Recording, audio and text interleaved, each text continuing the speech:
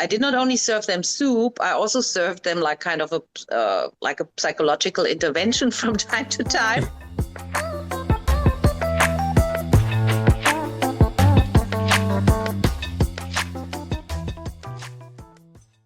Hi, everyone, and welcome back to For the Curious and Confused, a podcast for people who want to understand different perspectives of the world through the people who inhabit it.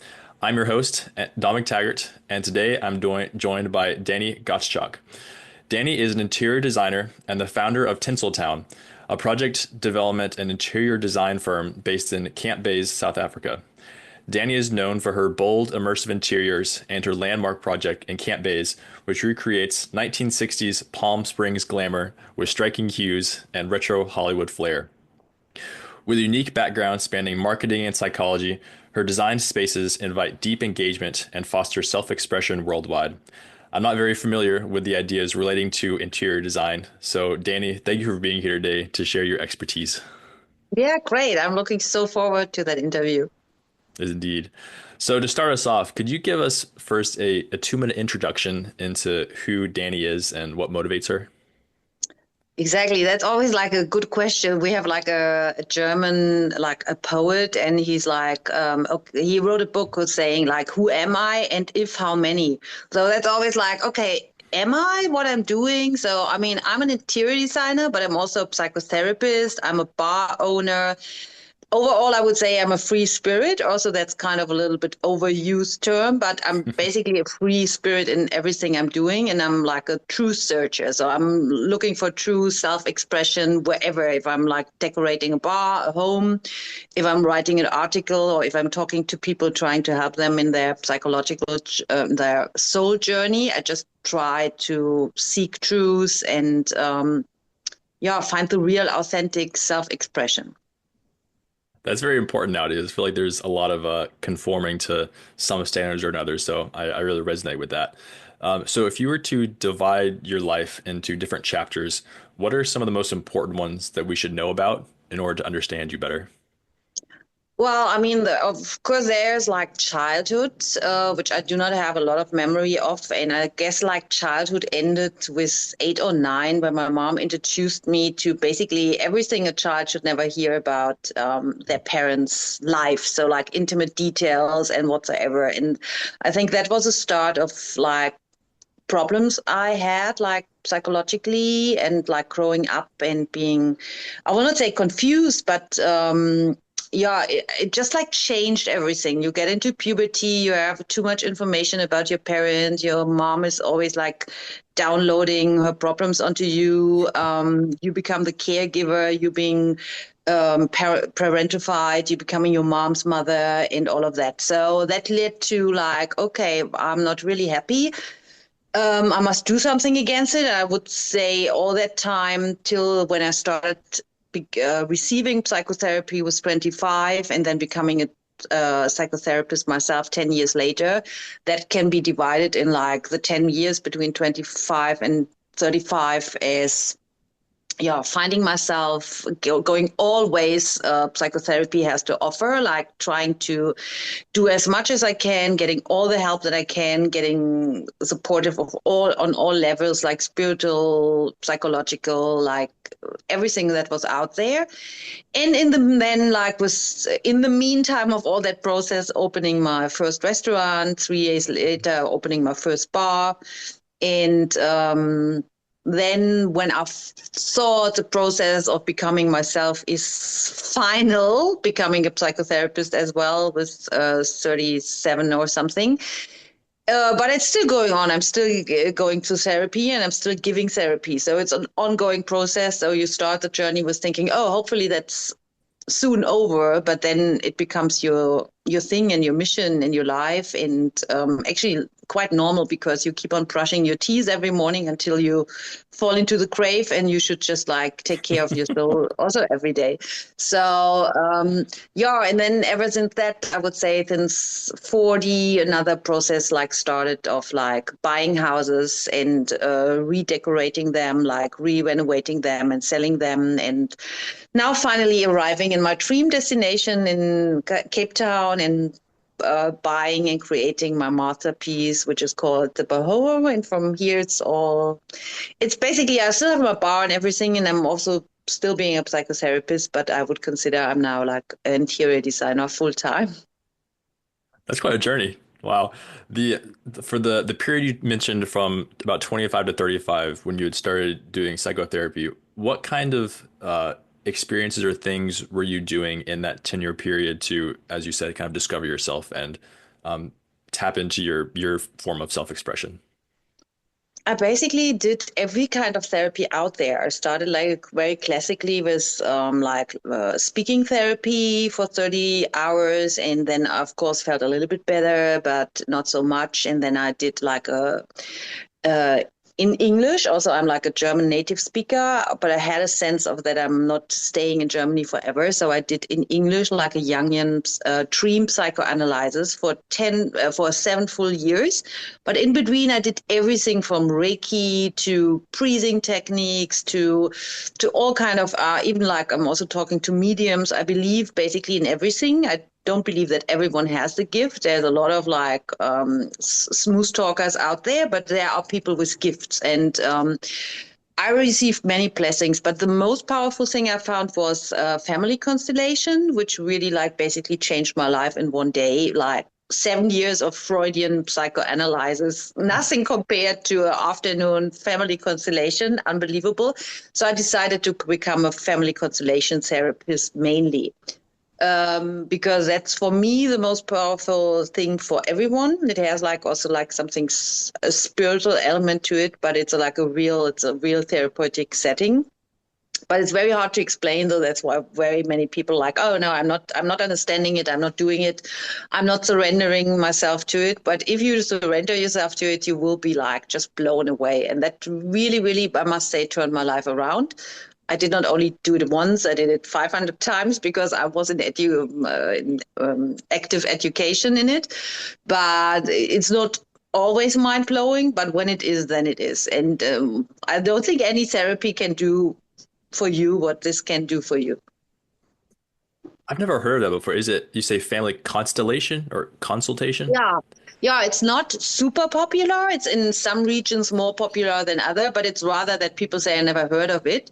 It's like a group therapy thing where like you're not going with your family, but the people who are in the group representing people from your family. So you basically sit next to the therapist in a circle and he will ask you, what's your topic? And if it's like addiction or drugs in general, or the relationship with your mom or your dad, or that you always end up in abusive relationships, or if you are sick, whatever it is, your work environment, what's on your soul, that's exactly what is asked. So like, and then, sorry, there's a storm coming up. I quickly must close the window, okay? Oh, Sorry. yeah, do what you gotta do. Yeah, no problem. No problem. It's very unusual for here, hey? Yeah, Super, summertime is when the stores come super and go very strange. quickly. Sorry for that. Super strange. No So, problem. so the people in that group, they don't know nothing about you or your parents or your story. So it's actually really, really like a quiet process. But believe it or not, when you're standing there representing your mom or whatever, for example, which you probably not even know the name of, you start to feel something, not like massive stuff. But if you trust yourself and you're not too embarrassed to show it, you'll feel sadness or happiness, or you'll feel drawn to another person in the circle, or you will look in a certain directions, and they're like equivalents in that therapy. That's, for example, like a mom will always stand in front of the child. If the whole constellation goes in a direction that the child isn't standing in the front of the mom, then you have been parentified. That's like a very clear and obvious basis. If someone is looking to the ground, he's like focused on someone dead. So if someone wants to leave the room, he's also drawn to, he has suicidal tendencies. And there's like an expression kind of for everything. But the way the thing unfolds, it's just absolutely fascinating. It's about an hour, and you just have to watch it. You don't have to do anything. You don't have to say anything, and you can't look away. I mean, of course you can, but then you're not profiting. And seeing that in front of your eyes with people who have no clue and who don't want to harm you, or don't want to educate you about anything, or that's just mind blowing. And it's not always that strong. And sometimes you go out and say, I don't know really if this was for me. So, but most of the times it's amazing. And on some occasions, it's just unbelievable. For me, it was twice unbelievable and really like a center turnaround in my life. Oh, that sounds very impactful. Yeah, I can imagine that. I'm hearing a lot of kind of themes of like there are these sort of repressed emotions kind of within you that are hard to access, and in this setting, it gives you the space to let those repressed emotions kind of be known and be experienced more freely, which is was very nice. Exactly. Exactly. It's absolutely beautiful. And a lot of you are crying, the people around crying, and you will see that a little bit of your story is like everyone's story. Everyone sees Hmm. themselves a little bit in the other one. And you're not going out there and say like, oh, I have it pretty good. The other one is really fucked up. It's like, it's basically, hey,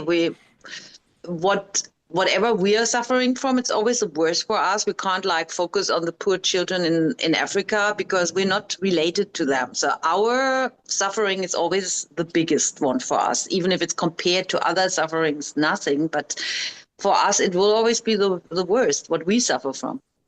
Yeah, it's always hard to hold both of those at the same time of like acknowledging that your suffering is real and valid while also not being the worst suffering possible as well. So, Yeah, so true. leading into some other stuff, how have your own personal strengths and weaknesses influenced your path and where you are now? So this is really unbelievable. The word is going down here. This is so unusual for Germany. Sorry. I think my weaknesses, I could be much richer, like in terms of money at this point, if I would not have so much trust at the wrong people Mm, and gave away some of my power just to, I don't know, just to be nice or people pleaser or something like that, or just not to be confronted with the things I don't want to deal with. I mean, if you're so young and you open your own restaurant and someone comes along and say like, oh, let me take care of your books and taxes, and you might be happy. It's like, especially if it's kind of a father figure. But I found, so basically there's always a price to pay. If people want to help you, it's mostly not very genuine. And in the end, you must really take care of everything yourself. So, I mean, I'm learned to not delay stuff. So if you have mm, a business and you must deal with it immediately, it's not sitting on your head. It's not eating up your energy. You just like, there's a thing you hate the most, you do the first, and it's mhm, out of your sight.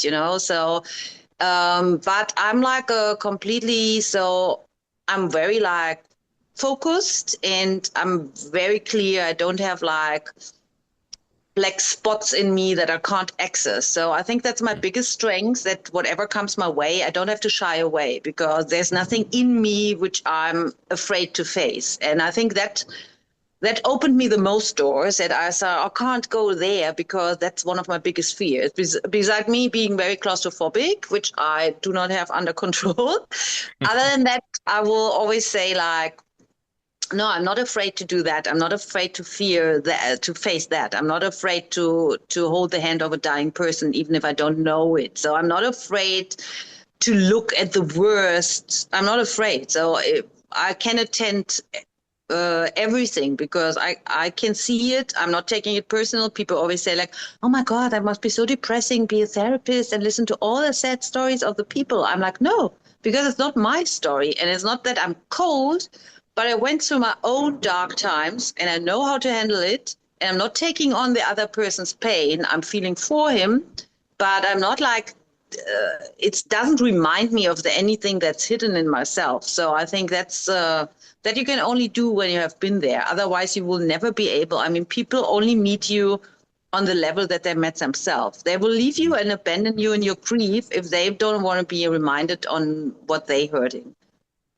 That's a very true one. Yeah, of people only being able capable of meeting you where they've met themselves.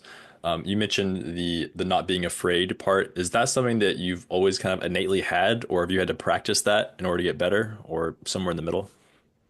I'm not really like a courageous person. I would never like do bungee jumping or all of that. So I mean, I'm in that terms, I'm not courageous, but I'm courageous if it comes to taking responsibility for everything I do and everything. I'm also not afraid of money, but that's obviously not my topic in that world. Also, I'm not coming from like a rich family. I'm not afraid of money. I'm not afraid. I would open like a hotel tomorrow in New York, and I wouldn't mind. So I have no relation to the money because the money is also not what keeps me going. So it's coming in, getting out. It's a substitute. I'm also not controlling my employees because I think, well, if you steal from me, you go to hell. The money will come on from another side again, you know? So like, I think like what's meant for me can't be lost if you have good intentions. Nobody can really steal from you. Nobody can create by stealing your energy. It's just not possible, I guess. You mentioned the money not being the reason you do it. So I think this is a good transition to the interior design. So when did you realize or learn that interior design and you mentioned hospitality also was important to you? I think hospitality was important to me because in my family it was always like, not because we weren't poor, but my mom always only cooked for my dad, me, and that's on her. So I could never have my friends staying over. My friends had always to go home. And in my friend's house, I was always welcome to like stay for dinner or whatever. And I found it just terrible. So I think I always I always loved to cook for people. I always loved to nourish people, maybe because I was so undernourished. But I think like food is like an act of love for me, and I love feeding people. And I mean, I opened a soup bar, which is in other parts of the world, a soup kitchen is for the homeless. And so mine was not for the homeless, but of course there also came people in that couldn't afford, and I did not only serve them soup, I also served them like kind of like a psychological intervention from time to time, where I was also thinking like, no, it's getting too much now because you're like the person you are. You're an empath. You're like someone. I mean, I love to dig into other people's souls and then also really listen to them and give them advice. But sometimes it's too much. If you sell soup to 500 people a day and like 10 of them pour their heart out to you, it's already too much. It's like it's not worth the €5 of soup. So I thought like, no, let's get a diploma on it. So if it's getting too much for me, I can charge for it.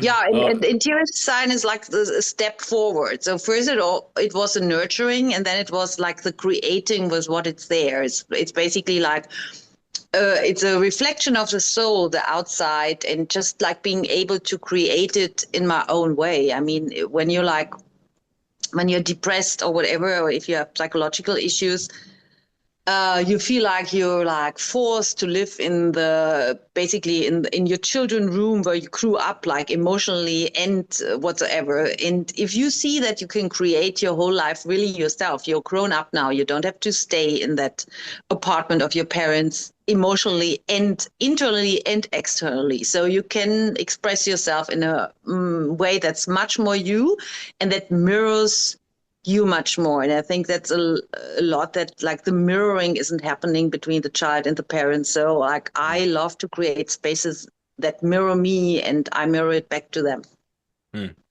I feel like we're starting to get into some good stuff now. So for people who aren't as familiar with all of the interior design and psychology of spaces, I'm hearing a lot about having the mirroring of you and the space.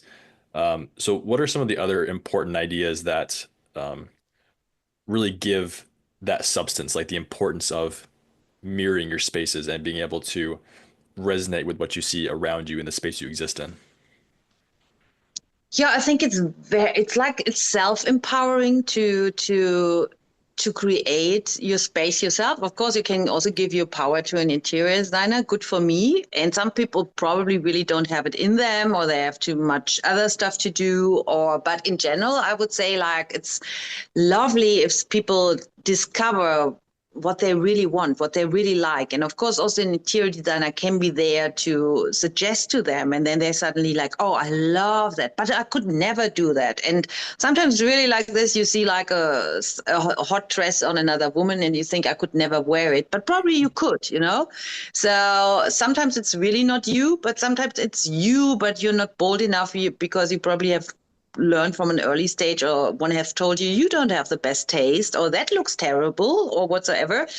And then it's kind of a confidence to know and to find out who you actually are, if it looks terrible or if it's just you, and who the other person to judge, you know, even if it's Karl Lagerfeld. What does he has to say to you? You know, I mean, it's just like how much we value the taste of another person and how devalue our own taste for whatever reason. So I think to get some confidence and to go after what sparks joy in you, to find little pieces where you think, I really love that. And then like, oh, but it doesn't fit in my apartment. No, it will. So get the stuff you really like, even if it's barn, and build the rest around it. And suddenly you will see yourself with different eyes. And that you feel like really like, I think so many people live in places that are not really their home, where they do not really feel at home, where they like have like a normal solution like everyone. Like in Germany, everyone has IKEA. IKEA is okay, absolutely fine, but you in the end don't know in whose apartment you're living. If this is your personality, if your personality is exactly the same personality like your neighbor and your other neighbor, then I'm actually really sorry for you. And it's not even true, you know, it's just like, oh, I'd rather take this, or I'd rather buy the Polo Ralph Lauren shirt because I'm safe then, you know, everyone knows it costs a fortune. I don't have to prove that I have taste. I'm good with that. So, and if I buy this is okay because my neighbor has it too. But what is it actually what you want? So do you want a life like everyone else? Do you really just want to fit in? Or do you have a style of your own because you live in that apartment all the time? You have to see all the time. It can stimulate and inspire you, or it can put you to sleep, or it can basically bore the shit out of you. It's your choice. Mm-hmm.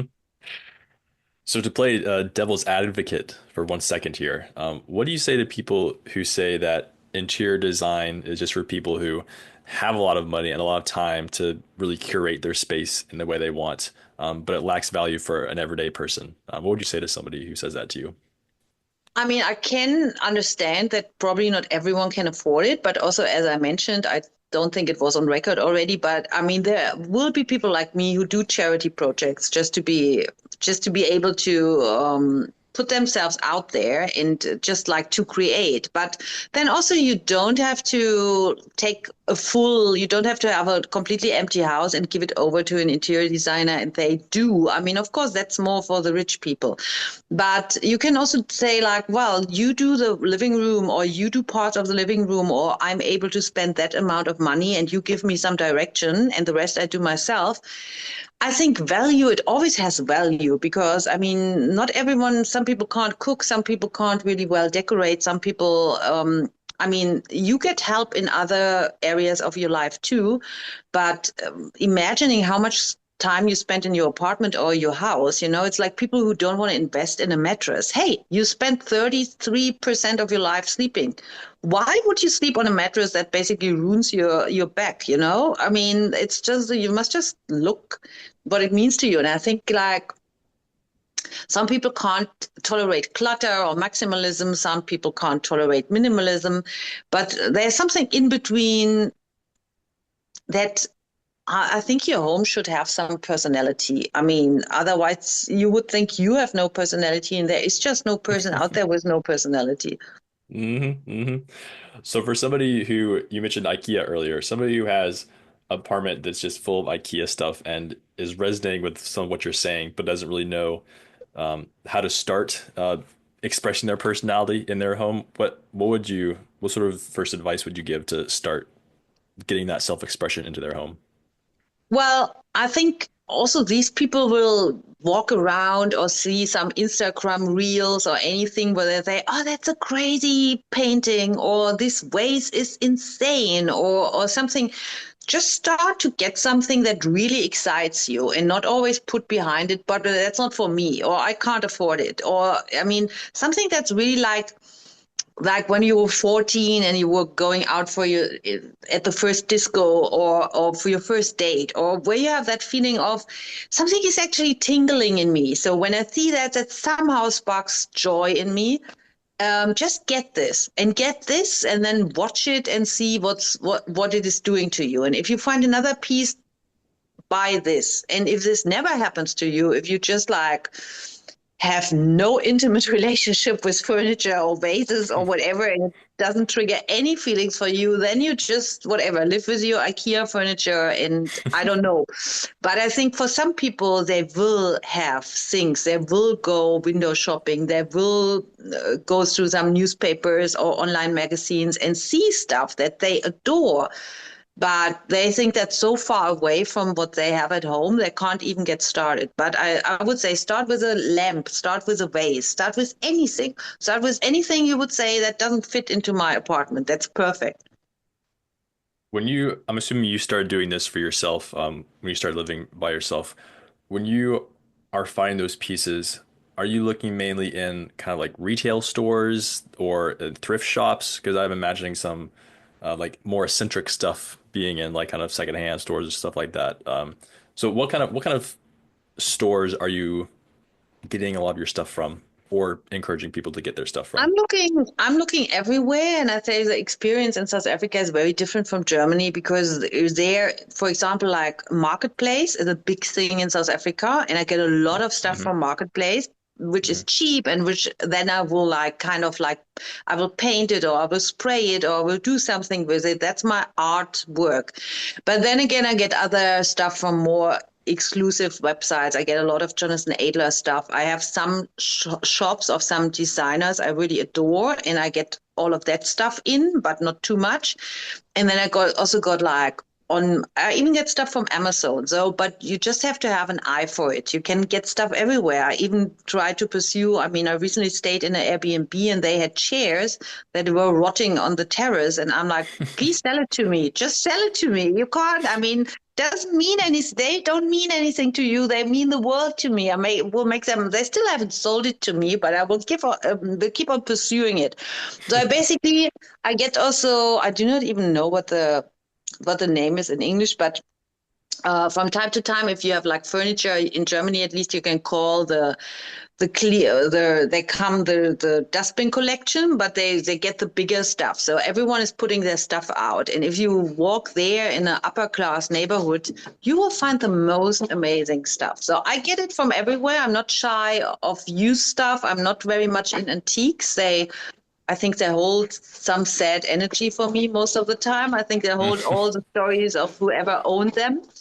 But I get stuff from everywhere. And I mean, before I bought the house in South Africa, I already had a garage and 5 rooms in a cellar full of furniture, because I already knew what kind of house I'm going to buy and how it has to look. So I bought the house for the furniture I had for the house I wanted to create. So I was storing them for 3 years before they got shipped over in a container to South Africa. And they Oh, came from everywhere. so you're just always foraging around looking for stuff. Yeah, Yeah, I mean, I have yeah. so much stuff in my garage. I could immediately furnish 3 new houses. So they're just waiting because the idea is already in my head. So I would definitely try to sell that to my next client Hmm. if their house, whatever kind of suits it. But yeah. Wow. So with all of these projects going on and having enough furniture to furnish 3 other houses, what sort of experiences in these periods you've been talking about have been most formative for helping you define what success means for you? Yeah, I mean, I do not even really know, but I mean, the most success is that I'm able to have and live and create the life I want to, where I'm not forced to work for anybody. I mean, I worked in an advertising agency, and it was pretty clear after 3 years that I can't do that. So, and I think I can never ever work for someone, because I mean, my ideas are just so strong and nobody can talk me out of it. And I'm not willing to compromise anything because the other person is on a higher, he's a CIO and I'm just a copywriter. So it's just like, I know that this idea is good, I must do it. So it's just like this. And success is that I can do that now, so that I could interior design my own bar, my own restaurant. I can do my own printing campaigns. I can decide how I want to advertise, where I want to be advertised, how I want to spend my time, which projects I want to do, which projects I don't want to do. So that's my biggest success, and also get like recognition. It was always important for me. That's also why I couldn't go to university after graduated, because I never wanted to be like sitting with 400 other people in a room where the professor doesn't know my name. I always needed something there, like I needed an article in a newspaper where I could put my name under it and knew some people will recognize it. So I love it to be able to put something out there and people see it and they come into my bar and they, oh God, that's crazy. That's so Berlin, or that's so something. I love people's reaction. I'm getting that vibe from you for sure. I get a lot of the you're gonna stamp your mark on whatever you touch. So in that time of doing all that, is there a lesson that you keep learning the value of over and over again? Yeah, I think like my favorite sentence, not my favorite sentence, but one of my favorite sentences is like, you never get a second chance to make a first impression. And it's not that I have to be reminded of that, because I think I'm always myself in every situation, but that's actually like so true for everything. So it's like, if someone you meet is messing up or overcharging you or coming in sloppy or coming in too late, it's kind of already over. You don't want to work with them. You don't want to engage with them. You don't want to make love to them. It's like basically you can't make up for that. So I think in 99.999% cases, you can't make up for that. And I think a first impression is, I'm always surprised, even if I see a red flag in the first impression and I want to overlook it for whatever reason, it comes back. It's always right. The first impression is just always right.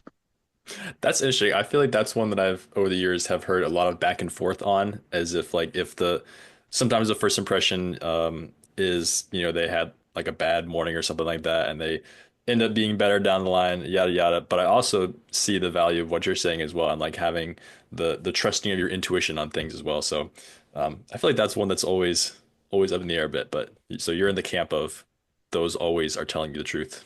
I think if someone is aware of that he made a bad impression, if someone turns around after the first meeting or on the next day and say, listen, I was horrible yesterday, I'm totally aware of me, let me take you out for dinner or whatever, and then you see like a change in their persona. But most people they just are that sloppy or they're not even aware of it. They never apologize for it, though they're not aware that they made a bad impression, and then they will make another bad impression.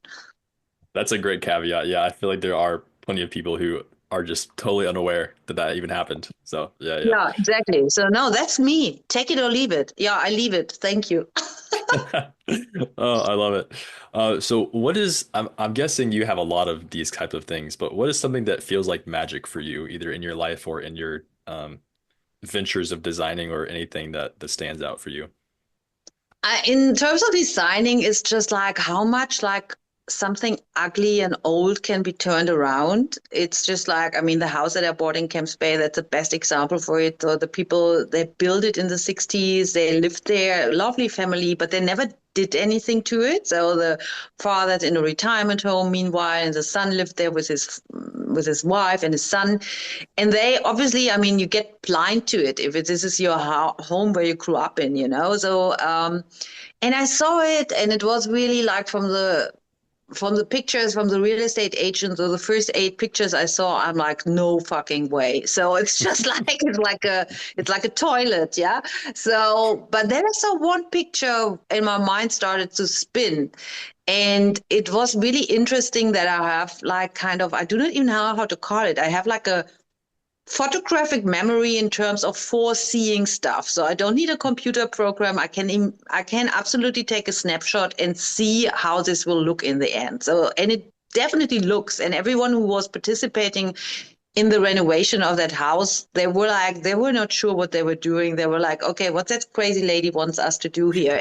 But once the container arrived, and it arrived late, so once the container was there and everything was unpacked and everything was arranged, so people came in like, well, where was that yesterday? In the end, it transformed very quickly because they didn't see it coming. They did not know what they prepared it for. They made a plain canvas, and then everything came in, and that's magic. But even more magic, I think, like how all things are connected. So how like the great collective subconsciousness works, how you can pick up on your dreams, how you can dream the dream at night from a person in the next room, how it counts that, I mean, they always say, at least in Germany, if there's a bag of rice falling in China, nobody cares. Actually, it does affect everything. So, or like even like an animal that is in pain and is wild, and you decide to care for it. It will, if you can overcome your fear and care for it, it will turn to you. It will feel that you come in the best interest. It will surrender, and that's the most magic. All the unspoken words or energies that still come in, like the coincidences, the synchronicities. That's the most magic. How do we align ourselves with that? Because there's so many distractions in the world nowadays that are taking our attention away. But how do we, from your perspective, get in resonance with that collective unconscious? Yeah, I think it's important to block all that out, to limit your screen time, that you not always have a background noise, that you not always, when you catch yourself of doing something all the time, scrolling, or you're actively searching for distraction. I think people search for distraction because there's only one way. So distraction is away from you, and then there's focusing, which is towards you. But if you want to focus towards you, you must be aware that the first thing you will hit is pain and pain and pain and pain. So I think, yeah, working through that pain until you can sit still with what you're feeling. So, because I think we are on so much distraction because we don't want to feel. I think distraction is like a feel avoidance. So like when you, for example, smoke, we say in therapy, you're opening up a side battlefield. And when people smoke and they're stressed and they get confronted with a stressful situation, first thing they do, they lit a cigarette, because that puts a distance between you and the issue. So, and everything we do, every distraction, every scrolling on Instagram, it is a distraction. It puts like a stop between you and the issue. But if you follow yourself, you get trapped in your thoughts, and you have an unpleasant thought, and then you grab a cigarette or a sip, or you put on YouTube or Instagram because you want to get away from that. And just to figure out the point, you scare away from it. And instead of scaring away, stay a little bit longer, stay longer and longer and longer, and really follow your thought until you're at the source, because we're so unaware of what we're thinking and we're doing. And it's also natural to step away. Or the people who always jiggle, who sit there and their legs are always like up and down and up and down and up and down. That's like a dysregulated nervous system. That's like, okay, what happens if I force you to keep your legs quiet? What kind of emotions come up with you? So watch yourself intensely, and also ask other for opinions. What is strange or obvious in what is worse? Where am I trying to take a side turn, or where I'm slipping out of the conversation? Mm-hmm. And then follow that route. Sitting with the pain, being comfortable with discomfort, I think is kind Yeah, of what I'm hearing exactly. from you. Yeah. Exactly. Yeah. So this has been a great conversation. To finish us off here, I'm curious if there's a piece of advice that is important to you, that you could leave us with. Yeah, basically what I just said, like always follow where it hurts the most. Always go for the direction where your biggest fear is or your biggest pain is. Don't avoid that, because it's not for me, but I don't know who said it, but like the cave you fear to enter holds the treasures that you're seeking. And that's Hmm. absolutely true. Hmm. Hmm. Yeah, that's a great one. I think that, yeah, the current the current worldview is often to just drop little bits of gold here and there and then lead you away from whatever that bigger treasure Yeah, is because you have just to get into the cave for substitute. it. Yeah, It's all yeah. substitute, and it's all about how do I look on that picture. If I look happy on that picture and everyone thinks I'm happy, then I am happy. So, but it's not true. hmm hmm Yeah, yeah. Great things we can all learn from. Well, Dane, this has been a really good conversation. I really appreciate sharing some of your earlier life and your experiences with the different therapy types and views on interior design and um, just everything that you've been contributing so far. So thank you so much. Thank you so much. It was lovely.